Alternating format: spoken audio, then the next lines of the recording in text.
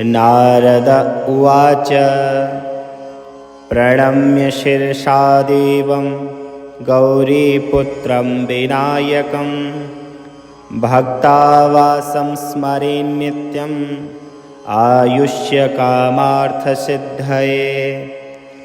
प्रथमं वक्रतुण्डं च एकदन्तं द्वितीयकं तृतीयं कृष्णपिङ्गाक्षं गजवक्त्रं चतुर्थकं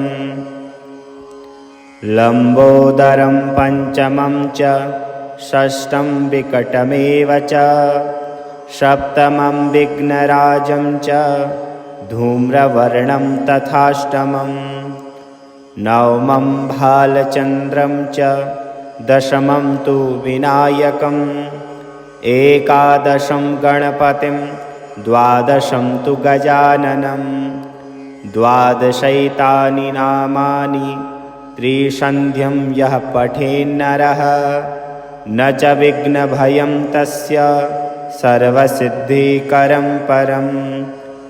विद्यार्थी लभते विद्यां धनार्थी लभते धनं पुत्रार्थी लभते पुत्रान् मोक्षार्थी लभते गतिं।